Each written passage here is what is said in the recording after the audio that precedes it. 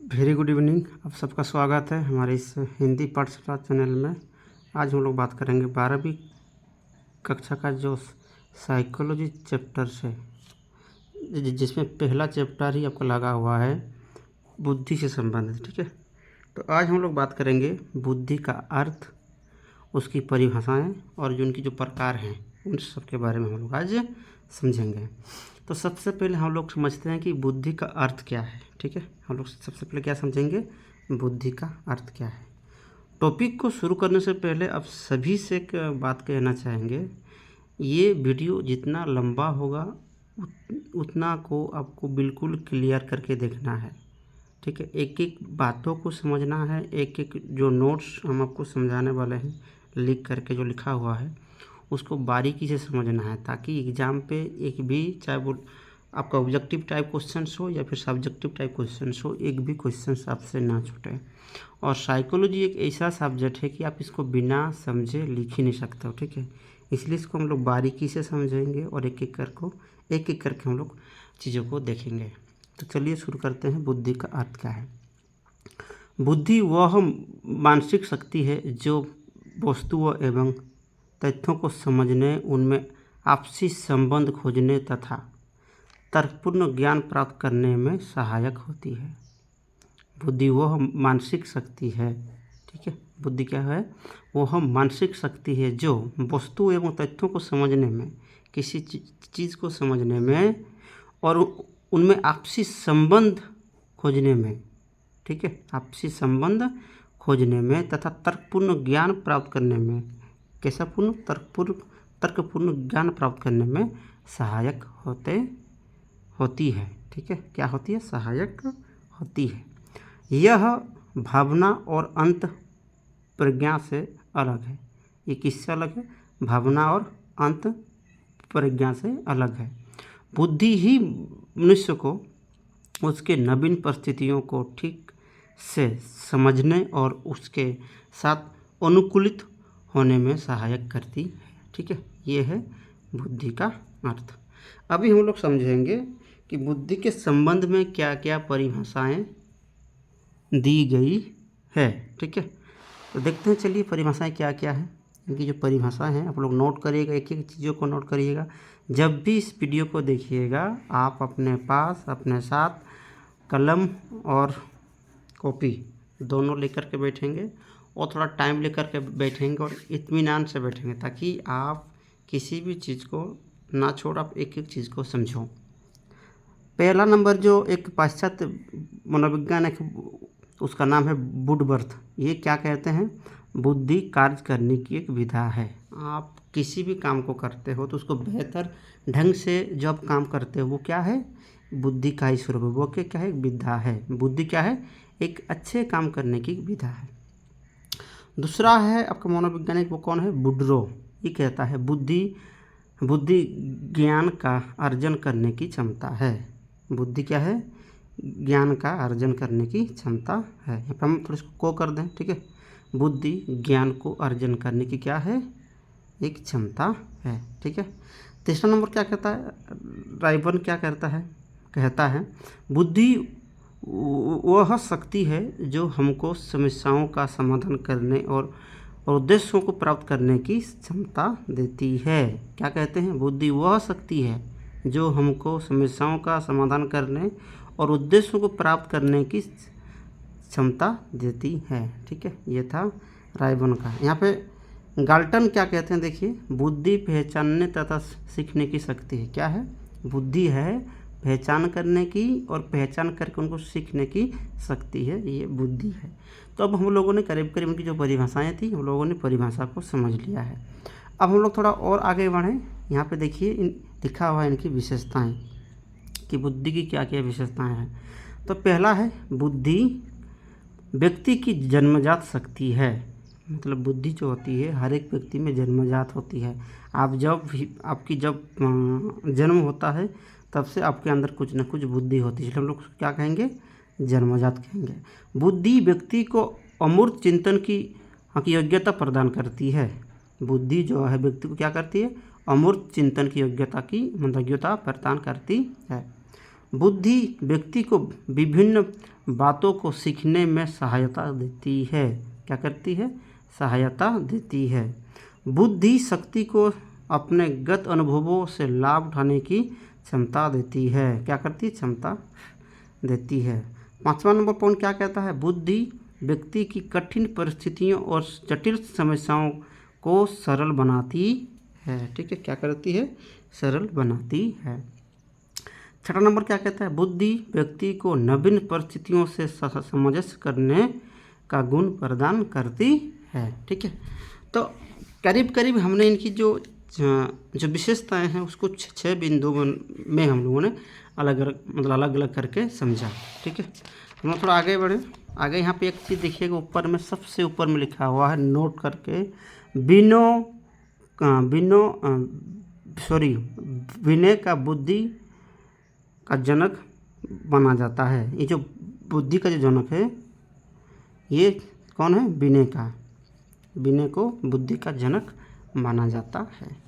हम लोग चलते हैं कि बुद्धि को प्रमुखतः 3 भागों में विभाजित किया गया है। अगर आपका क्वेश्चन है कि बुद्धि को कितने भागों में विभाजित किया गया है, तो बुद्धि को 3 भागों में विभाजित किया गया है। पहला भाग क्या है? मूर्त प्रत्यक्ष बुद्धि। आप मूर्त बुद्धि भी कह सकते हो, प्रत्यक्ष बुद्धि भी कह सकते हो, मतलब ये दोनों का काम एक ही है, इसलिए हम लोग क्या कहते हैं? मूर्त ऑब्लिक प्रत्यक्ष बुद्धि। इसमें क्या कहता है? इसमें व्यक्ति को वस्तुओं एवं पदार्थों की भली प्रकार समझने की शक्ति होती है। यह बुद्धि बालक की शैशवावस्था से ही प्रतीत होने लगती है।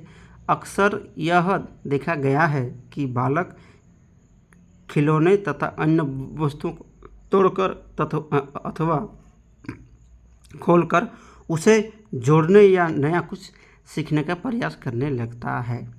मूर्त अवस्था में क्या होता है? आप लोग अक्सर देखे होंगे कि बालक को अगर आप कुछ खेलने के लिए दोगे ना, कुछ खिलौने ना, तो वो क्या करता है? बालक उसको खोलने की कोशिश करता है। उसको खोलने की कोशिश करने के बाद उसको पूरा खोल खाल के उसको फिर से जोड़ने की कोशिश करता है, मतलब वो सीखने का प्रयास करता है ना। तो ये क्या है? मूर्त या फिर प्रत्यक्ष बुद्धि है, जो खुद करके सीखने का काम करते हैं। जैसे अच्छे कारीगर, मैकेनिक, इंजीनियर, औद्योगिक कार्यकर्ता, इसका क्या है? उदाहरण है। दूसरा नंबर क्या है? दूसरा नंबर है अमूर्त या फिर अप्रत्यक्ष बुद्धि। क्या है? अमूर्त अथवा अप्रत्यक्ष बुद्धि। इसमें क्या कहता है? इस बुद्धि का संबंध पुस्तकीय ज्ञान से होता है। ये जो बुद्धि है इसका संबंध किससे होता है? पुस्तकीय ज्ञान से होता है। जिस व्यक्ति में यह बुद्धि होती है वह ज्ञान का अर्जन करने में विशेष रुचि लेता है। अतः इस बुद्धि के व्यक्ति अच्छे वकील, डॉक्टर, दार्शनिक, चित्रकार, साहित्यकार आदि होते हैं। ठीक है, इस बुद्धि का संबंध किससे है? किताबीय ज्ञान से है, पुस्तकीय ज्ञान से है। ठीक है, समझ में आया? चलिए हम लोग जो तीसरा भाग है उसमें क्या कहता है? सामाजिक बुद्धि। क्या कहता है? सामाजिक, शायद आप लोगों को दिखाई दे रहा होगा, सामाजिक बुद्धि। इसमें क्या कहता है? सामाजिक बुद्धि का तात्पर्य व्यक्ति को समाज के अनुकूल बनाने की क्षमता से है। इसके द्वारा व्यक्ति समझदार उसके अनुसार व्यवहार करने लगता है।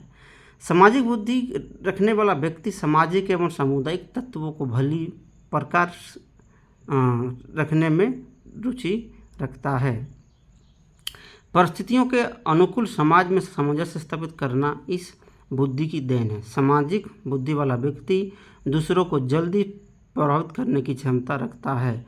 राजनीतिक अथवा समाज सुधारकों में सामान्यतः इस बुद्धि की प्राथमिकता पाई जाती है। सामाजिक बुद्धि के मतलब ये है कि आप कुछ भी ऐसी बात बताओ कि आपकी बातों को सुन करके समाज के लोग, समाज के कोई एक बड़ा सा धड़ा आपके मतलब पक्ष में आ जाए। आप लोग अक्सर देखते होंगे कि जब भी किसी क्षेत्र में कोई नेता आते हैं ना, तो गांव के लोग, आप मोहल्ले के लोग, सारे लोग उसके सामने चले जाते हैं। क्यों?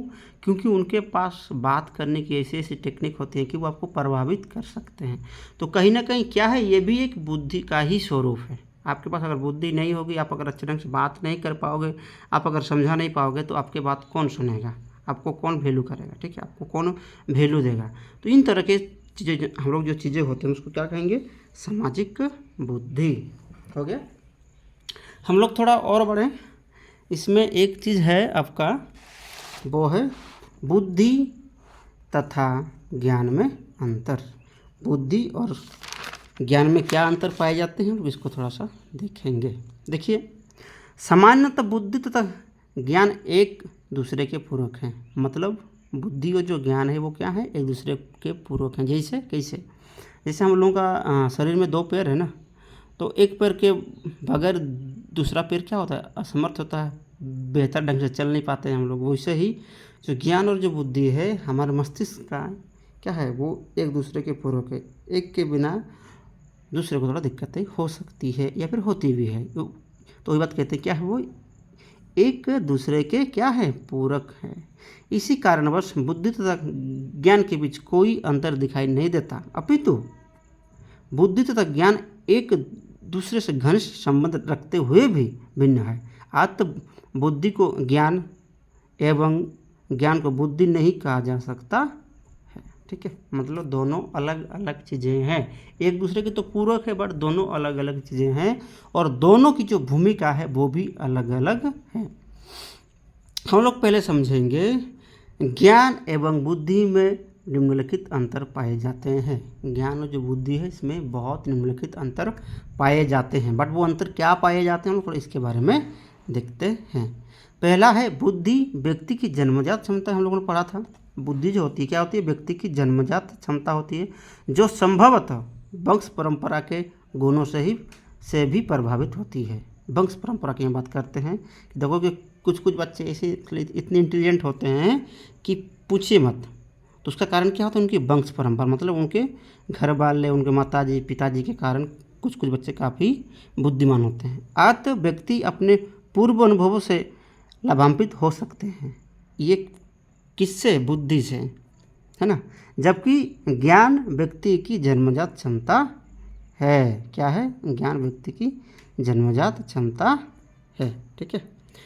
दूसरा नंबर क्या कहता है, दूसरा नंबर कहता है बुद्धि स्मरण शक्ति पर निर्भर होती है। यह अनिवार्य नहीं कि बुद्धिमान मनुष्य विद्वान भी हो गया हो या कोई विद्वान बुद्धि है या फिर कोई विद्वान बुद्धिमान भी हो, जबकि ज्ञान स्मरण शक्ति पर निर्भर नहीं करता है।